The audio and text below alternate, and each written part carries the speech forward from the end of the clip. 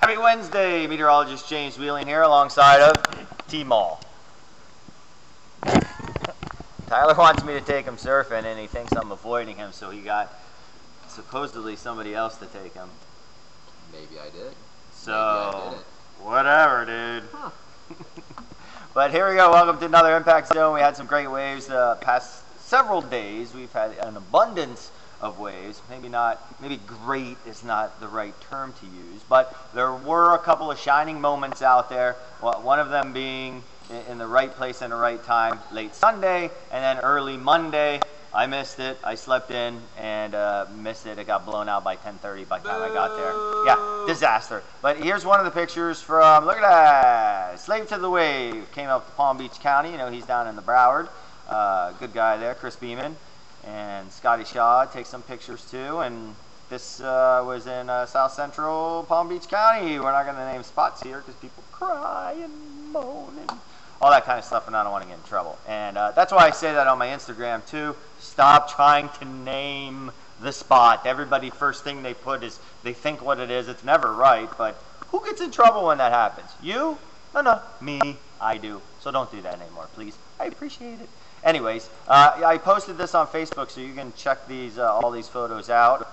He got a bunch of them out there. Look at that shrouping. Very nice. And of course, we're recording something right now, which I just asked about, didn't I? Anyways, they're not in the studio. That's live somewhere. Or actually, it's out there. Anyways, yeah, so some great photos. And then, you know, an abundance of waves later in the day. And then on Tuesday, let me get rid of my mug. So this was Tuesday, good old-fashioned wind chop. You know, here you go with everything. This is Palm Beach, whatever. Stop naming it. It's just any old beach break. It's onshore wind chop, and that's pretty much the same everywhere anyway. So it was kind of fun at times, I guess. Surf with some legends out there. Peter Mendia, Tony Aruza I met, so really cool. Lil Kepa was out there. Good times. So yeah, it was fun. You know, every now and then you get one that lines up like this and actually has a line going. And so that's nice. But today the same, more the same, just onshore wind chop. Tomorrow I think it's going to die down. And then as we get into the next several days, I think we're going to go back to flatness before we start to pump it back up. So what's on the maps right now? Well, right here we got this mess out here. The Hurricane Center giving it a small chance, like 20% for it to develop. But I wouldn't worry about that too much.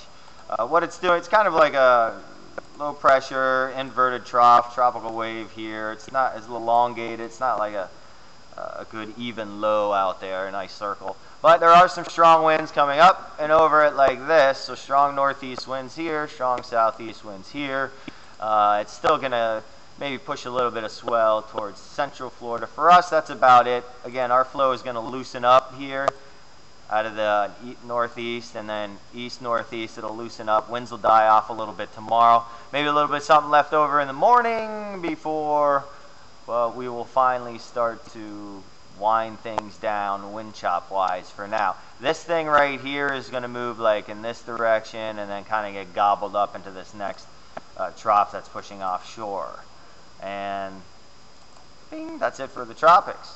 Now, let's go to the weather maps, shall we, that I somewhat pre-set up. But here's that low right there. This is the 12Z run of the GFS. We'll look at a couple of these too. Notice it does get closer, but it does weaken and then gets sucked up by this cold front. Now, what we do have going on, I should move this over this way, is we have this front coming through. It's a little complicated situation this weekend. All us weather people are kind of fretting over it because it's not the easiest to forecast.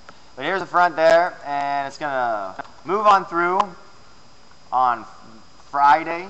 That'll set up a nice little burst of north-northwest winds, which could potentially bring us a little surge and swell, maybe a little refraction swell. I don't think it's going to be big at all, but the potential will be there. It's not looking great or like it's a definite thing yet, But as that moves through, either late Friday, so this is late Friday, the front's past us, we get a little wind surge almost out of the north-northeast, but it started off as north-northwest, so that may kick up something. Now, when we go into Saturday morning, which at one point was looking very good, now, the good thing is we'll have light winds. Those calm to light winds pretty much over the area, just a kind of a light onshore flow. If there is any swell out there, I think there'll be something, maybe knee to thigh, maybe knee to waist high, I'll say. A little bit of swell, a little bit more heading up coast, because they're still going to be getting a little bit out of the east. But other than that, that's about it for the weekend. Then we watch back to the west here at this developing low pressure system into the Gulf of Mexico. This is going to trek off into this direction here very quickly over the course of the day on Saturday and be through our area by Sunday. It's going to bring rain for Sunday. But also, let me just show you what happens here. As it pulls on out, we could possibly, the run before this looked a little bit better, but we could possibly see a little bit of south swell surge pushing in with kind of a strong south and southwest wind. But what we're looking for here is this right here, this little fetch in the nook right here, and this is going to push out of the north here, and so maybe late Sunday, but I'm talking more like Monday is looking decent actually for some swell, because as this moves on off, this fetch here kind of opens up a little bit and lengthens, deepens I should say, and we should get to see a little swell continuing, at least duration wise. I don't think it's going to be huge or anything, but we're going to continue that a little bit going into Monday and possibly Tuesday, and the local winds look nice too. This isn't that strong. This is onshore by Monday afternoon, but it's not all that strong. And even down in the Palm Beach County with the curve in the coast, we could see just side shore winds, and that's not too shabby either, especially when it's lighter and it's not 100 mile an hour like it's been.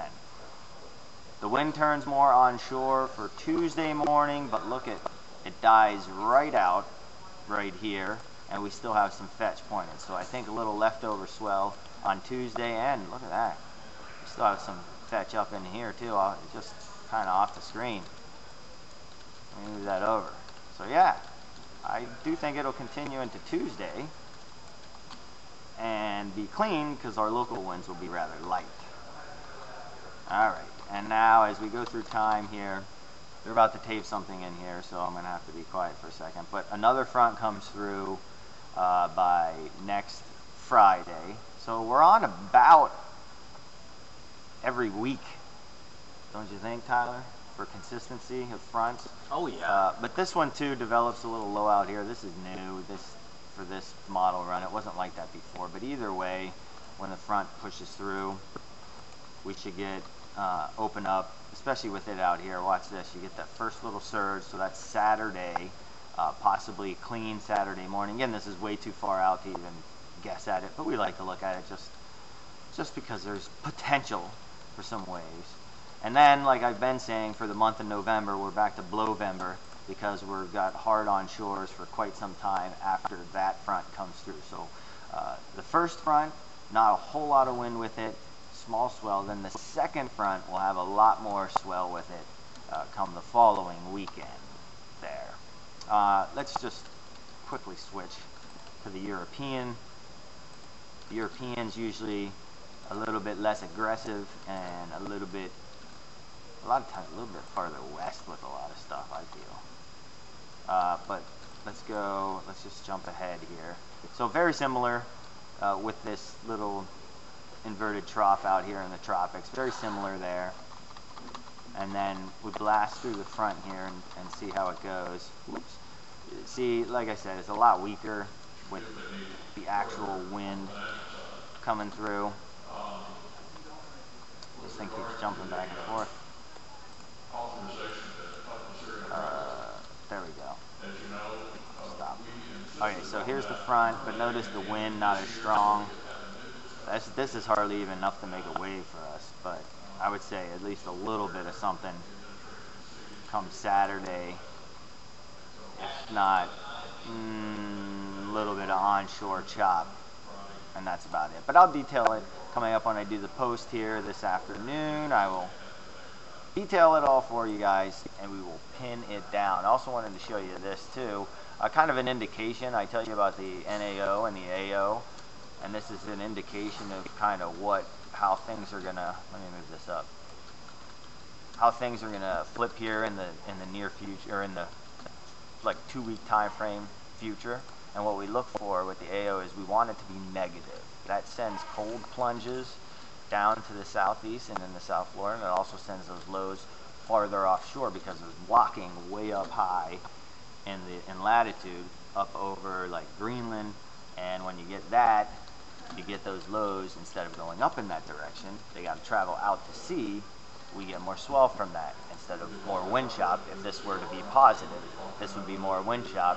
Negative, I would say it would be more ground swell from lows that actually move off the coast. So this is good news here that we're looking at this thing dipping so negative, an indication of possibly getting very cold, and also possibly getting more ground swells. Yay! All right, that's it. Gotta go. Take it easy. I'll see you out in the water. Peace.